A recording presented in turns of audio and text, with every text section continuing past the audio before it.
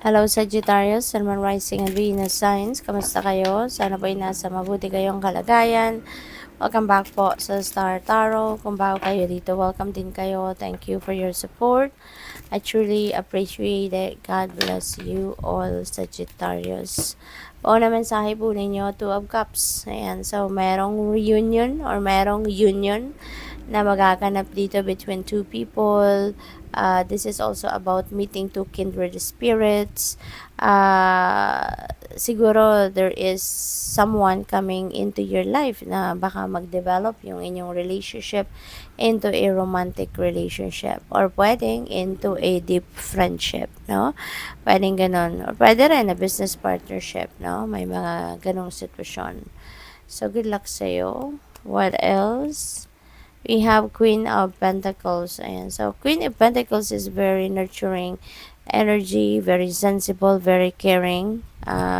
Maaring ang iba sa inyo dito is a mother na, no? Baka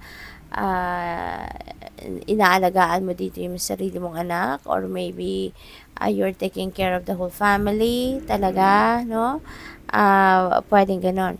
Maybe you are already a parent and hindi lang yon kasi this is also a very prosperous and abundant energy. So, most likely, ang iba sa inyo rin, baka ano din kayo, working mom din kayo, no?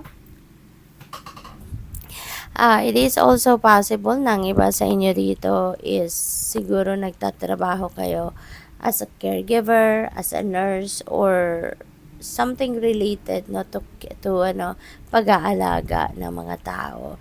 So maaaring nandoon kayo sa ganong mundo, no? 'Yun ang trabaho ninyo. And maaari din, no, sa usaping pera naman, baka meron dito mga parating din na financial opportunities sa inyo na maghahatid sa inyo ng abundance and prosperity, no? So, good luck sa'yo. What else? We have Hierophant in reverse. Ayan. So, ang iba siguro sa inyo dito, may mga bagong approach, no, sa buhay, bagong belief system na yun ang gagawin ninyo or yun ang pipiliin ninyong sundin sa ngayon. Maybe yung tradisyon ninyo, no? Parang baka babaguhin nyo na yan. Hindi na kayo yung dating sumusunod or susunod sa mga tradisyon ninyo or sa mga pamahiin ninyo, mga ganon, ano? Maybe now you are going to think differently, no? Baka may mga bago na kayong paniniwala or pinaniniwalaan, no? Kaya yung approach ninyo sa buhay itself would be different na. We have Empress. Ayan. So, napakaganda, no? Dalawang mother archetype ang energy na meron kayo. So, maybe talaga, baka isa na talaga kayong nanay. Or pwede rin naman na tatay. Di ba?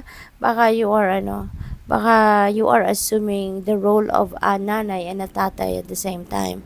So, pwedeng single parent ang iba sa inyo rito.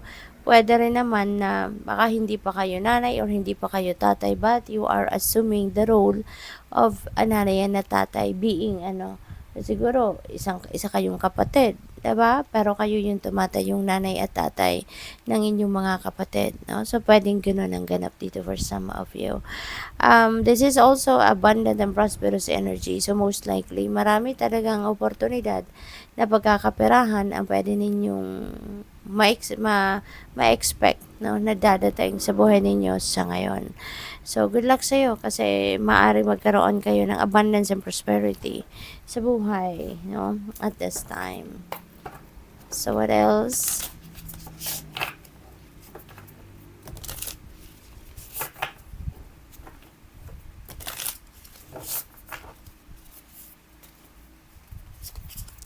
Fall in love with your own story. Ayan. So, mas mag-focus kayo sa sarili ninyong kwento, sa kwento ng buhay ninyo, rather than sa kwento ng buhay ng iba. Kasi maaari, ang iba sa inyo dito may maghahatid ng chismis. Maghahatid ng chismis and that's not going to help you kasi baka gulo. No? Gulo lang ang hatid nito sa inyo. Kaya, as much as possible, iwasan na lang ninyo yung chismis na yan or never ever say anything, no? No comment na lang kapag nakwentuhan kayo because you never know. Baka yung komento ninyo, if ever, ayan ay gamitin ng kung sino man yung nagmamarites sa inyo, gamitin yan against you, no? So, what else? We have You the Muse. Ayan. So, ngayon, gagamitin mo or ilalabas mo ngayon. You're going to unleash your hidden talents, hidden mga skills and gifts ninyo.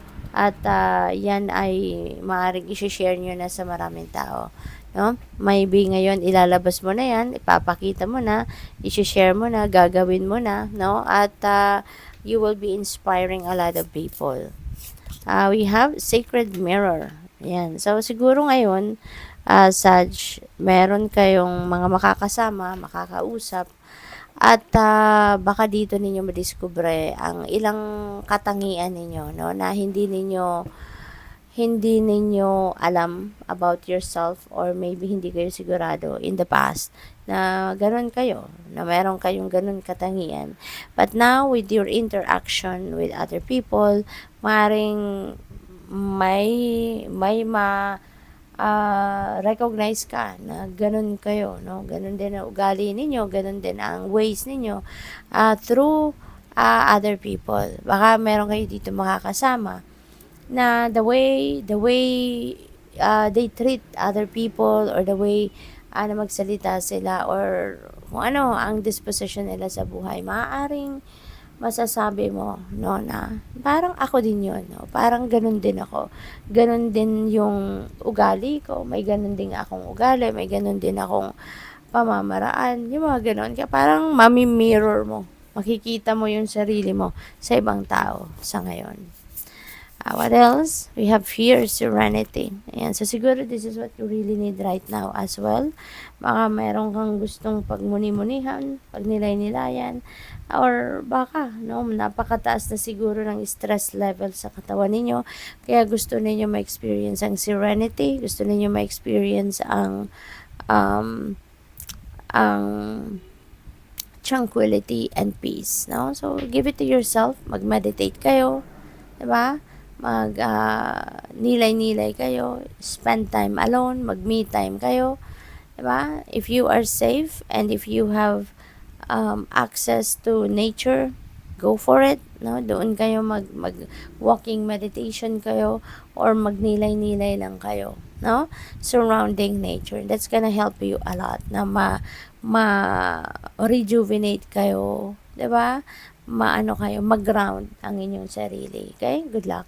Thank you for watching Love and Light. Namaste.